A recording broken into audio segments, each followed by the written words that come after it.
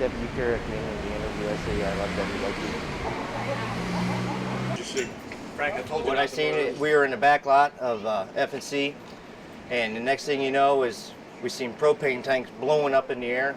So we started telling all the guys in the shop to evacuate, and the service manager said to everybody, this is not a drill, we need to get out of the building now. So we got out of the building, and next thing you know, we go up the street a couple blocks, and the cops and firemen tell us to go up further because they're going to bring the equipment that way. How close is the building? It's right behind us, I say, maybe 100 yards. What was the first indication? You said you saw fire? We saw a fire first, and the next thing you know, we seen the propane tanks just blowing up in the air, going 200 feet up in the air, and then we started hightailing out of there. How many people worked at it? We have 77 77 at your place? Or at our place. Where blowing up at? We don't know how many is at that place. Describe for me just one more time. Well, basically, we were in the back lot. We seen fire coming. Next thing you know, we see propane tanks or whatever, tanks blowing up in the air. So we run back in the building to tell everybody to start to evacuate. And the service manager, Tom Reiner, tells everybody it's not a drill, and we start getting out of the building and leaving our lot, going up a couple blocks because the boom started getting bigger and bigger and bigger. And the firemen now are telling us to get up further up the block because they're moving their equipment away. Can you tell me your name, spell it, and tell me where you work? Yes, Frank Boitano, Boitano. I work for F&C Truck Sales. Excuse me. Need water.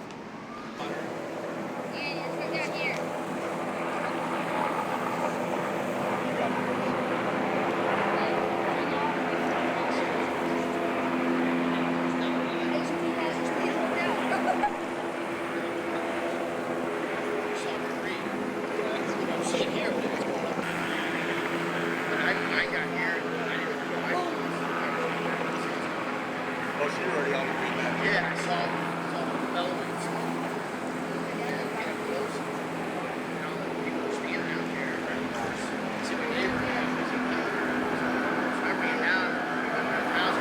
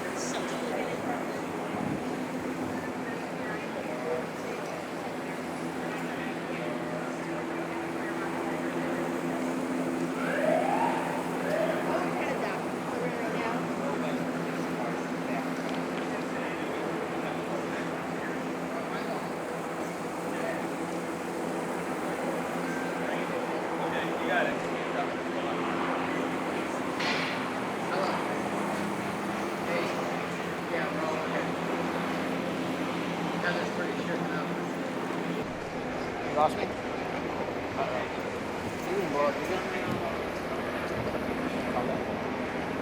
think we can talk to you here. Okay. 40's closed down now? Okay. We'll take jump over to 44. Just okay. All right. I'm just about to give an interview to KSDK, so give me a call in about 5 minutes. Bye. I'm on my side, Jack. Okay. 40 shut down? Yeah, 40. Well, I'm glad my wife started heading towards Chesterfield to get my son when she did. Go ahead. What is your name? Scott Adelson. Scott, spell your last name. Adelson. Okay. Scott with 2 T's at the end? Yes. Okay. And you live here in Lafayette Square, Yeah, huh? yeah. Where do you live? 1214 Missouri Avenue. Okay. And you're how far away from the About plant? 200 yards from the plant, from the Praxair. And I understand you were on your way home when you came upon the scene. Tell me what you heard and saw. I was coming up 55 and noticed pretty far away the smoke bellowing and thought that there was something going on downtown. As I got closer to my street, they had it pretty much blocked off, and I had gotten here within the first 5 minutes of the explosion, and then there was another good 20 minutes of explosions after that. My wife and daughter were home at the time. They got out, pretty freaked out, but they got out okay. And we're just really concerned to make sure that they contain this thing as best they can. I'm just really quite scared. I mean, this is a nightmare that we were pretty much told that there wouldn't be any problems, and now our nightmare is coming true.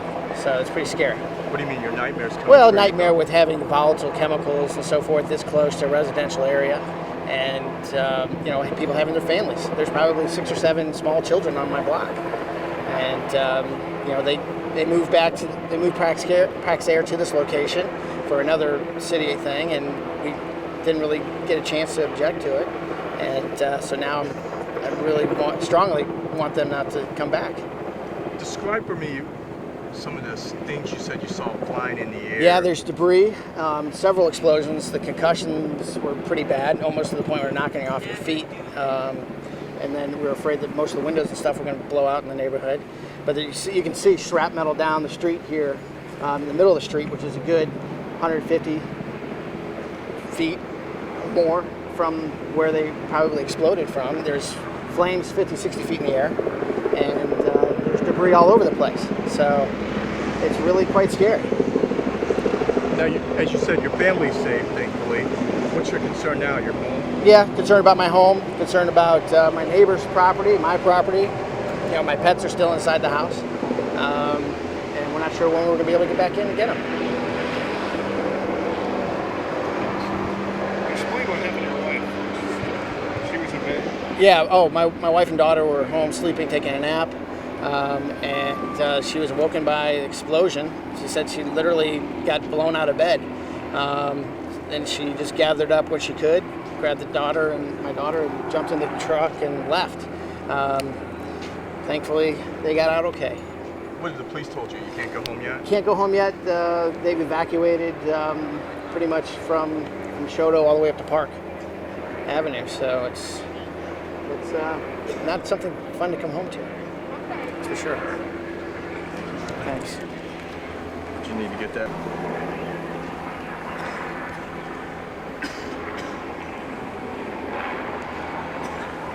Hey, Dad, it's me. That's okay. Just wanted to call you and let you know that we're all okay. And, Margaret and Heather got out of the house just fine. And I got home, and it was pretty incredible. I mean, it's Praxair at the bottom of the street. We've always thought that there might be a problem sometime, and so here we go. This is our nightmare. So it looks like they're going to be gone. So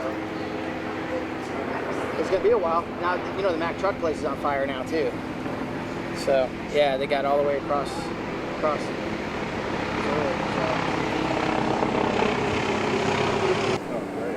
Just across the bar. Let me go in. Were you home at the time? I said, I was. I said, what did you tell us? I'm like, that's what it was. Whole lot of explosion. I said, that's not what we did. She had said it, and again, they make the house shake, the window did rattle. We were on the window. Tell me again a second ago what you were saying. What did you hear and see at the time it happened in your home? Well, I was getting ready to fix me some food, and I kept hearing these explosions, and they got worse and worse, louder and louder, and windows began to rattle a lot. And when one big explosion came, then it got my attention. I looked out the back window, and all I could see is tall black smoke going up in the fire. Oh, heck, let me get out of here. So I went outside. When I got to the front porch, the man said, you have to get out of here. You have to go somewhere. You have to leave out of here. So I said, well, that's what I'm doing.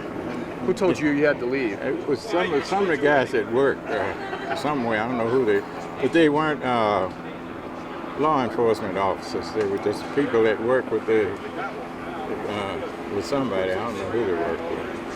And anyway, they tell me I had to get out and find somewhere to go for a while. And so when I got in the car and left. Yeah. As long as you've lived in that residence there, did you always worry about something like this happening? Never. Nothing ever happened around here, real bad. So I just thought when it came, it really came. But no, nothing ever happened around here. And so So it was new to me, and but it was big though when it did come. Yeah. What's this guy doing? What is your name? Lyman Huddleston. Okay. Lyman Huddleston. Huddleston. Can you spell your first and last name for me? Lamon, first name Huddleston. How long have you lived at that home? Since '88. Okay. Can you point me out which one's yours? Can you see it from here? With the building right on the corner there. Oh, okay. Across the street. Where? In your home, you mean? My own, yeah, I own an apartment building, and I went in to get my cat, my fiance's cat, and I walked into the bedroom, and I yelled for his name, turned right back around, thing shot, I mean, all I heard was, it just shot me across the hall, and I hit the end of the couch, and I walked back in the bedroom, and it's all just caved in. About a hole about 6 feet around. Is there debris on the ground too? Oh yeah, and then I start running out, and everything started caving on the side. So your building caved in? No, the third floor did. It hit the third floor and caved into the second. And you happened to be home just I was to in pick it. up the cat? No, I heard it happen. Oh, I you heard ran it. over. She's like, the cat's still in there, my fiance. So I ran over there to get the cat. And I'm like, oh, nothing's really hitting at this point. No, this close. And it shot right through the side of the wall of the building. When the explosions first happened, what did you think it was, or you knew? I was watching it on TV. And I'm looking on the TV as I'm running into the bedroom. Like, and I ran over there and ran to the bedroom, and it just shot. I felt like a bullet. It just hit. I hit the couch. So was it the impact shockwave, or was it a? My ears are still ringing too. I mean, it was pretty loud. Like, it was an explosion. But was it a piece of the tank that came flying through there, or what? I didn't spend enough time in after that. I yelled one more time for the cat and ran right out of the building. It seems almost surreal, doesn't it? Yeah, like I said, I mean, I'm still, like, I'm starting to feel the effects of it, my back and neck, because I hit the couch hard. Did you get the cat? No, I stopped yelling. I just left the door open. Hopefully he got out. It just crushed our whole bedroom just caved in on one side of the building. Just imagine if you guys had been. If I was there one more second, I would have been killed, hands down, because I was in that bedroom and I turned right around. I would have been dead. Right there, 2306 Hickory, just right on the corner. See where that stop sign is, all the way down there? Yeah. And to the left of that. So you're a couple hundred yards away too. It blew a hole. It hit like the third floor, about that high as where those shingles are. What is your name? Scott Edmondson. Scott. E-D-M-U. EDMUNDSON. 2 T's on Scott.